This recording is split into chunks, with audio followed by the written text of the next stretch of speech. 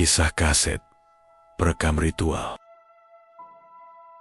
Arga adalah seorang mahasiswa jurusan film di sebuah kampus negeri. Malam itu, ia sedang sibuk mencari bahan untuk proyek dokumenter mata kuliah sejarah perfilman. Dosen memberi tugas, temukan arsip film lama atau rekaman langka, lalu buat ulasan dan interpretasi. Arga yang memang senang berburu benda lawas, langsung pergi ke sebuah pasar loak di pinggiran kota.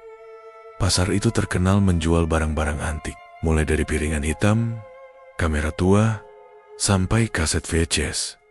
Di tengah lapak yang berantakan, matanya tertuju pada sebuah kardus besar berisi tumpukan kaset bekas. Debu menempel tebal, label sudah pudar, sebagian bahkan tak punya sampul. Pemilik lapak berkata, kaset-kaset itu datang dari rumah yang sudah lama kosong. Tanpa pikir panjang, Arga membeli satu kardus penuh hanya dengan harga Rp100.000. Sesampainya di kos, Arga mulai menyeleksi isi kardus. Sebagian kaset berisi film jadul, ada juga acara televisi lama yang sudah tak jelas gambarnya. Namun, ada satu kaset yang membuatnya berhenti. Kaset hitam polos. Labelnya hanya berupa kertas buram bertuliskan spidol merah. Jangan putar. Arga tertawa kecil. Wah, kayak film horor aja. Mungkin orang dulu suka bercanda begini, tapi entah kenapa, rasa penasarannya justru makin besar. Arga menyalakan pemutar VHS tua yang ia pinjam dari ruang laboratorium kampus. Ia masukkan kaset itu, dan layar televisi mendadak bergetar dengan suara berisik khas rekaman lama. Gambar pertama muncul. Sebuah ruangan sempit dengan dinding kusam, hanya diterangi satu lampu neon berkelap-kelip. Kamera seolah diletakkan di pojok ruangan, statis, tanpa ada gerakan. Beberapa detik kemudian, seorang wanita muda masuk ke dalam bingkai. Rambutnya acak-acakan, wajahnya dipenuhi ketakutan. Tangannya terikat, mulutnya disumpal kain. Arga terperanjat. Ia pikir ini hanya semacam film indie jadul, tapi ekspresi wanita itu terlalu nyata, terlalu penuh kepanikan. Lalu, dari balik pintu, muncul seorang pria bertubuh tinggi besar. Wajahnya ditutupi topeng kain hitam. Ia membawa sesuatu, di tangannya sebuah pisau panjang berkilat. Arga refleks menelan ludah. Ini, apa beneran rekaman? Gumamnya pelan. Wanita itu meronta, berusaha melepaskan diri. Tapi pria bertopeng menendangnya hingga jatuh. Kamera tetap diam, seolah memang disiapkan untuk merekam semua kejadian. Suara teriakan wanita meski teredam sumpalan terdengar jelas, memekakkan telinga. Arga ingin menghentikan kaset itu, tapi tubuhnya seolah membeku. Pandangannya terpaku pada layar. Napasnya berat saat pria itu mengangkat pisaunya. Cahaya neon berkedip, dan seketika layar televisi menjadi penuh bayangan hitam. Hanya terdengar jeritan terakhir sang wanita, lalu sunyi. Tiba-tiba, layar berganti, jadi gambar statis, putih, hitam, lalu kembali ke noise. Arga buru-buru menekan tombol eject. Kaset keluar dengan suara berderit, terasa lebih panas daripada biasanya. Seakan baru keluar dari oven. Tangannya sampai hampir terlepas karena panas yang menusuk. Ia terduduk di lantai. Jantungnya berdegup kencang. Gila, itu bukan film kan? Jangan-jangan ini rekaman pembunuhan beneran. Ruangan kosnya terasa lebih dingin dari biasanya. Lampu di kamarnya bergetar pelan, seperti ikut menirukan lampu neon dalam rekaman. Arga memandang sekeliling, merasa ada sesuatu yang mengawasinya. Ia menyalakan rokok, mencoba menenangkan diri. Mungkin cuma film underground tahun 90-an. Banyak kok yang suka bikin gaya snuff movie, nggak nyata. Ia berusaha meyakinkan dirinya sendiri. Tapi ada satu hal yang mengganggunya. Dalam beberapa detik sebelum layar berganti statis, Arga yakin mendengar suara lain. Bukan hanya jeritan korban, tapi juga suara napas berat. Napas itu terdengar jelas, seolah datang bukan dari televisi, melainkan dari belakang bahunya sendiri. Ia langsung menoleh ke belakang. Kosnya kosong, Hanya ada lemari dan jendela yang tertutup rapat. Tak ada siapa-siapa. Tapi perasaan tidak nyaman itu tetap menempel di dadanya. Arga mencoba tidur malam itu, tapi bayangan wanita dalam rekaman terus menghantuinya. Wajahnya yang ketakutan, tangisan, tertahan, dan pria bertopeng dengan pisau berkilat semuanya begitu nyata. Tepat jam 3 dini hari, Arga terbangun karena mendengar suara aneh. Suara itu berasal dari televisi, padahal ia yakin sudah mematikannya. Layar menyala dengan sendirinya, menampilkan gambar statis hitam putih. Dan di tengah suara bising statis itu, Arga kembali mendengar napas berat. Semakin dekat, semakin nyata. Malam itu, Arga tidak bisa tidur. Televisi di kamarnya sudah ia cabut dari stop kontak. Tapi anehnya, layar masih sempat menyala sendiri dan menampilkan gambar statis. Napas berat yang ia dengar jelas-jelas nyata, membuat bulu kuduknya berdiri. Ia mencoba menganggapnya halusinasi, efek terlalu capek, atau mungkin stres. Keesokan harinya, Arga kembali ke kampus. Di ruang kelas, ia bercerita pada temannya, Randy. Randy dikenal sebagai orang yang skeptis, tak mudah percaya hal-hal mistis. Ketika mendengar cerita Arga tentang kaset VHS bertuliskan, "Jangan putar," Randy malah tertawa. Palingan itu cuma film underground. Ada banyak kok di tahun 90-an, namanya snuff movie. Biar kayak asli gitu. Tapi gak nyata lah, kata Randy sambil terkekeh. Tapi Ren, suaranya, gue yakin itu beneran, kayak direkam tanpa editan. Balas Arga serius. Randy makin penasaran. Ya udah, nanti malam kita nonton bareng di kos lo. Gue pengen lihat juga. Arga awalnya ragu, tapi rasa ingin berbagi beban membuatnya mengiyakan. Malam itu, mereka duduk di depan televisi kecil di kamar kos Arga. Lampu dimatikan, hanya cahaya layar yang menyinari wajah mereka. Kaset dimasukkan kembali, gambar ruangan sempit itu muncul lagi. Kali ini, detailnya jauh lebih jelas daripada sebelumnya. Dinding kusam terlihat bercak-bercak merah, lampu neon yang berkedip seolah lebih terang, dan suara rekaman langkah kaki, derit pintu, bahkan tetesan air semakin nyata. Seolah mereka berdua sedang berada di dalam ruangan itu. Wanita muda yang sama masuk ke dalam bingkai. Tubuhnya terikat. Arga menelan ludah. Kemarin, wajahnya gak terlalu kelihatan, bisiknya. Kini, wajah wanita itu tampak jelas. Mata lebarnya penuh ketakutan. Bibirnya bergetar, seolah sadar sedang direkam. Randy yang tadinya santai mulai serius memperhatikan. Gila, kalau rekayasa, detailnya keren banget. Tak lama, pria bertopeng masuk lagi. Suara napas beratnya memenuhi ruangan. Kali ini, Arga dan Randy bisa mendengar desis pisau yang diseret di lantai. Suaranya menusuk telinga, membuat jantung berdebar lebih cepat. Wanita itu berusaha mundur, menangis keras meski mulutnya tersumpal kain. Tiba-tiba, pandangannya menoleh ke arah kamera dan seolah menatap langsung ke arah Arga dan Randy. Arga tersentak. Lo, lihat itu? Tayak-hayak. Dia kayak ngeliat kita. Randy terdiam. Wajahnya pucat. Iya. Matanya. Sumpah itu bukan akting. Pria bertopeng mendekat. Pisau diangkat tinggi.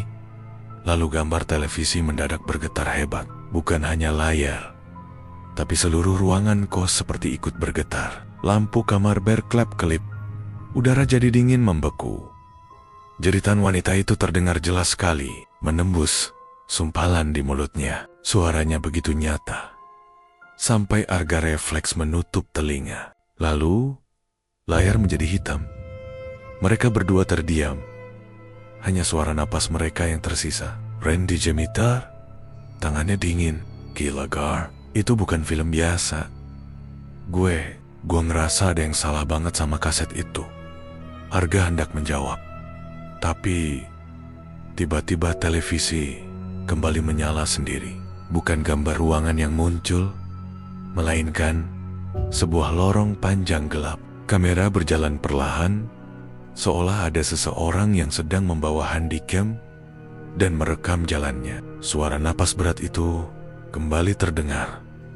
Makin jelas, makin dekat. Ini rekaman baru. Kemarin gak ada bagian ini. Bisik Arga panik. Kamera berhenti di depan sebuah pintu besi. Perlahan pintu itu terbuka. Dan yang terlihat adalah kamar kos Arga sendiri. Kasur, meja belajar, bahkan pakaian yang tergantung, semuanya sama persis. Randy langsung berdiri, wajahnya pucat pasi. Nggak mungkin, itu kamar lo, Gar. Gimana bisa direkam di kaset ini? Televisi bergetar makin keras. Arga buru-buru mematikan pemutar VHS. Kaset dikeluarkan, jatuh ke lantai dengan suara keras. Mereka berdua saling pandang. Napas terenggengga. Malam itu Randy memutuskan pulang ke kosnya sendiri. Meski Arga berusaha menahannya. Jangan, Ren. Gue takut kalau sendirian. Tapi gue gak bisa, Gar. Gue beneran gak kuat. Jawab Randy sambil keluar tergesa. Arga akhirnya sendiri di kamar. Ia mencoba tidur. Tapi suara-suara dari rekaman seolah masih terngiang. Tetesan air, derit pintu, dan napas berat itu. Sekitar pukul 2 dini hari, Arga terbangun karena mendengar teriakan. Suara itu berasal dari luar kos, disusul keributan mahasiswa lain. Ia keluar dan mendapati kabar yang membuat darahnya membeku. Randy ditemukan tewas di kamarnya sendiri. Tubuhnya penuh luka sayatan, mirip dengan korban dalam kaset rekaman. Dan yang lebih mengerikan, di sebelah jasad Randy ditemukan sebuah televisi menyala, menampilkan gambar statis dengan suara napas berat yang tak berhenti. Kematian Randy membuat seluruh penghuni kos geger. Polisi datang dini hari itu juga, memasang garis kuning di sekitar kamar. Arga hanya bisa berdiri di antara kerumunan. Wajahnya pucat, tubuhnya gemetar. Ia tahu apa yang terjadi pada Randy itu bukan sekadar pembunuhan biasa. Tapi bagaimana ia bisa menjelaskannya pada polisi? Apakah ia harus mengatakan bahwa sahabatnya mati karena menonton sebuah kaset VHS terkutuk? Tentu tidak ada yang akan percaya. Keesokan harinya, Arga dipanggil ke kantor polisi untuk dimintai keterangan. Ia menjawab sekenanya, berpura-pura tidak tahu. Namun, sepanjang interogasi, pikirannya hanya tertuju pada satu hal. Kaset itu, apakah polisi menemukannya? Apakah mereka tahu? Anehnya, kaset itu tidak ada di tempat kejadian perkara. Polisi hanya menemukan televisi yang masih menyala, menampilkan gambar statis. Tidak ada pemutar VHS. Tidak ada kaset. Seolah kaset itu menghilang begitu saja.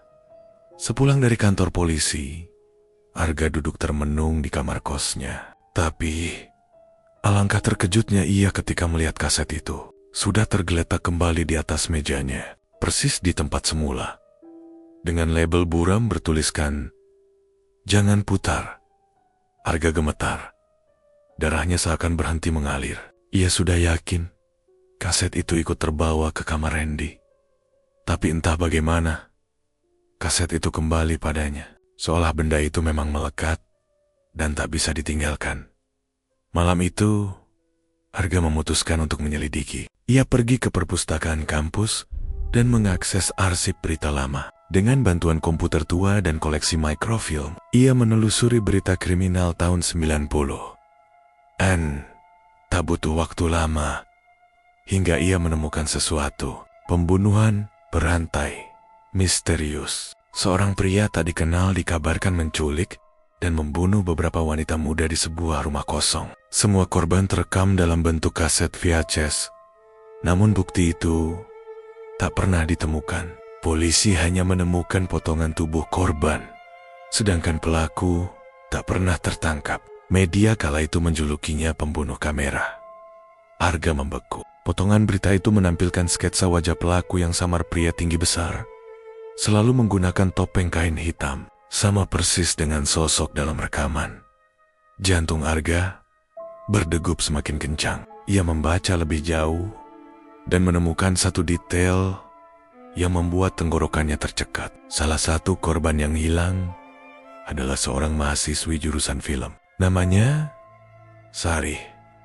Dikatakan bahwa sebelum menghilang, ia sedang menggarap proyek dokumenter tentang sejarah rekaman VHS.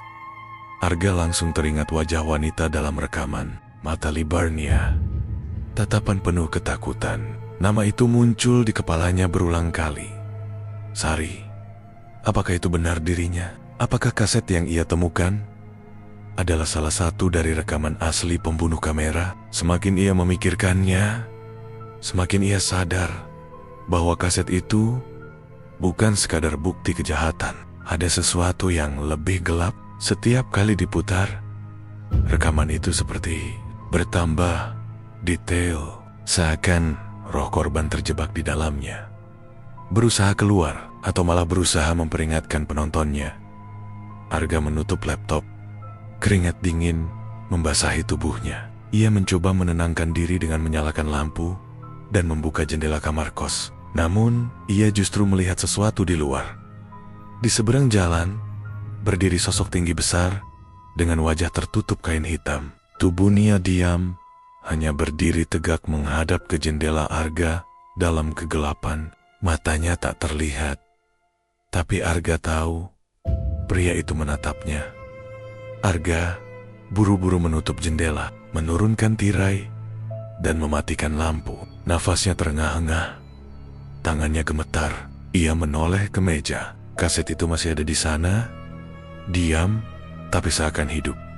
Malam semakin larut. Arga mencoba tidur, tapi bayangan wanita bernama Sari terus menghantui pikirannya. Dalam mimpinya, ia melihat ruangan sempit yang sama dari rekaman. Kali ini, wanita itu berdiri tepat di depannya. Tangannya masih terikat, wajahnya pucat, tapi bibirnya berusaha berucap. Suara lirih terdengar, meski samar. Tolong aku. Arga terbangun dengan teriakan, keringat dingin mengucur deras. Televisi di kamarnya kembali menyala dengan sendirinya. Meski tidak ada kaset di dalam pemutar, layar menampilkan wajah wanita itu. Matanya menatap lurus ke arah Arga. Dan dari speaker televisi, terdengar suara berbisik jelas. Kamu berikutnya. Sejak malam mimpi buruk itu, hidup Arga berubah menjadi neraka. Ia tak bisa makan dengan tenang, tak bisa tidur, dan tak bisa fokus kuliah. Setiap kali ia menutup mata, ia selalu melihat wajah Sari, wanita dalam rekaman. Tatapan matanya seolah menembus pikiran Arga, meminta pertolongan sekaligus memberi peringatan yang lebih menyeramkan. Arga mulai merasakan keberadaan orang ketiga di dalam kosnya. Kadang, ketika ia sendirian, ia mendengar suara napas berat dari pojok ruangan. Kadang pintu kamar bergoyang sendiri, meski tak ada angin. Bahkan pernah, ketika ia menyalakan cermin kamar mandi, ia melihat sekilas bayangan pria bertopeng berdiri di belakangnya. Hari-harinya dipenuhi ketakutan. Arga berusaha mencari solusi. Ia membawa kaset itu ke seorang penjual barang antik yang juga dikenal sebagai kolektor mistis. Lelaki tua pemilik toko melihat kaset itu dengan wajah serius. Ia menatap label, jangan putar cukup lama. Sebelum menggeleng pelan, barang ini bukan sembarangan, katanya. Apa maksudnya, Pak? Ini cuma kaset kan? Tanya Arga. Gugup. Kaset ini sudah terikat dengan kematian. Rekaman di dalamnya bukan sekadar gambar, tapi penjara arwah. Setiap korban yang terekam tidak pernah benar-benar pergi. Mereka terjebak di sana, dan lelaki tua itu menatap tajam ke arah Arga. Setiap orang yang menontonnya berarti membuka pintu untuk ikut masuk. Arga merinding. Kalau begitu, saya harus gimana? Bisa dihancurin kan? Lelaki tua itu menggeleng lagi. Kau bisa membakarnya, memecahkannya, menenggelamkannya. Tapi kaset ini akan selalu kembali padamu. Satu-satunya jalan keluar, iya, berhenti sebentar, adalah memberikan tontonan itu pada orang lain. Kaset ini haus penonton dan haus korban baru. Arga terdiam, mulutnya kaku. Jadi, ia harus menyerahkan kaset itu ke orang lain agar bisa bebas. Itu berarti ia harus mengorbankan orang lain.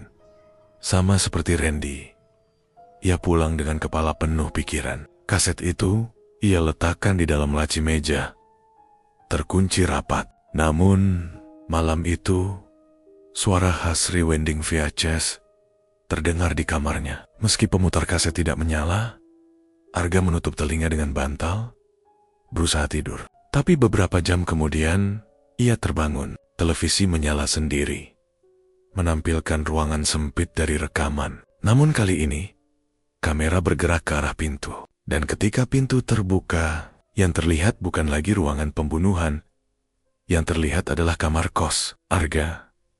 Televisi memperlihatkan dirinya sendiri yang sedang tidur di kasur. Persis posisinya saat itu. Arga terlonjak bangun, menoleh ke televisi, lalu ke arah kasurnya. Gambar di layar berubah cepat, kini menampilkan dirinya yang sedang duduk panik. Persis seperti yang ia lakukan sekarang. Dan kemudian, layar berganti lagi. Kini menunjukkan dirinya sedang diseret oleh pria bertopeng ke dalam ruangan sempit, penuh bercak darah. Arga gemetar hebat, tubuhnya tak bisa bergerak. Layar televisi berkedip-kedip, seolah menunggu kelanjutan hari-hari berikutnya semakin buruk. Arga mencoba menghindari kaset itu, tapi orang-orang di sekitarnya mulai ikut terpengaruh. Teman kos yang tanpa sengaja menyentuh kaset tiba-tiba sakit keras. Seorang tetangga kamar melihat pria bertopeng di koridor. Bahkan penjaga kos mengaku mendengar suara televisi menyala tiap malam dari kamar Arga. Arga sadar kaset itu sedang mencari korban baru. Suatu sore, ketika Arga pulang kuliah, ia mendapati sesuatu yang membuat darahnya membeku. Pintu kamarnya terbuka sedikit. Saat masuk, ia melihat televisi menyala. Kaset itu sedang berputar sendiri, padahal ia yakin sudah menguncinya di laci. Di layar, terlihat wajah seorang wanita baru. Bukan Sari, bukan korban dari rekaman lama. Kali ini, wajah itu adalah mahasiswi kampusnya sendiri, seseorang yang ia kenal samar. Wanita itu menangis ketakutan, terikat, seolah baru saja dijadikan bagian dari rekaman. Arga jatuh terduduk. Tidak mungkin ini. Lalu, sosok pria bertopeng muncul di layar. Ia mengangkat kepalanya perlahan dan untuk pertama kalinya menatap langsung ke kamera. Napas beratnya terdengar jelas, seperti memenuhi seluruh ruangan.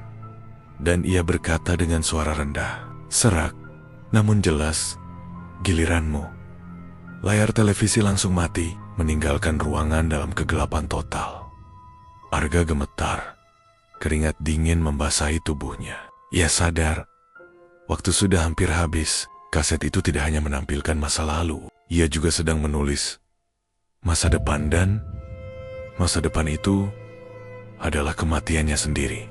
Pagi itu, langit mendung menyelimuti desa. Aroma hujan yang tertahan membuat udara terasa berat. Polisi akhirnya menetapkan Bima sebagai tersangka utama setelah bukti sidik jarinya ditemukan pada kain yang menutup wajah salah satu korban. Namun, Arga masih belum bisa menerima begitu saja. Hatinya bergejolak karena ada patenggen-potenggen fakta yang tidak masuk akal. Malam sebelumnya, Arga bermimpi aneh. Ia melihat sosok Lestari, kakak perempuan yang sudah lama meninggal, berdiri di ladang jagung dengan wajah penuh luka. Jangan salahkan Bima, pelaku sebenarnya masih bebas. Bisik suara itu sebelum hilang dalam gelap. Arga terbangun dengan keringat dingin. Mimpi itu terlalu nyata. Ia kemudian menyelidiki ulang catatan di buku harian Bima yang ditemukan polisi. Di sana ada kalimat yang diulang-ulang. Dia memaksaku, dia selalu mengawasi. Kata dia itu membuat Arga curiga. Malam berikutnya, Arga diam-diam mengikuti jejak kepala desa Suryo yang terlihat pergi ke ladang jagung sendirian. Ternyata Suryo membawa sebuah kotak kayu kecil berisi potongan rambut dan kain berlumur darah. Arga terperangah, menyadari benda itu adalah bagian dari ritual gelap Suryo berjongkok, berbisik dengan suara lirih. Sudah kuberikan tumbalnya, jangan ganggu desaku lagi. Arga hampir berteriak, tapi menahan diri. Saat itu, ia paham bahwa Bima hanyalah korban dijebak untuk menanggung dosa yang bukan miliknya. Semua pembunuhan itu adalah ritual tumbal yang dilakukan oleh Suryo untuk menjaga kekuasaan dan keselamatan desanya. Keesokan harinya, Arga melapor ke polisi. Namun saat aparat datang ke rumah Suryo, mereka hanya menemukan kursi kosong. Kepala desa itu menghilang tanpa jejak. Kotak kayu dan barang bukti juga raib, seolah tertelan bumi. Kasus itu pun ditutup begitu saja, dan Bima tetap dinyatakan bersalah, serta dipenjara seumur hidup. Arga hanya bisa menatap sahabatnya itu dari balik jeruji, berjanji dalam hati akan terus mencari kebenaran. Di malam sunyi, suara bisikan dari ladang jagung masih terdengar. Darah belum cukup. Arga pun sadar, teror belum berakhir. Dan cerita pun tamat.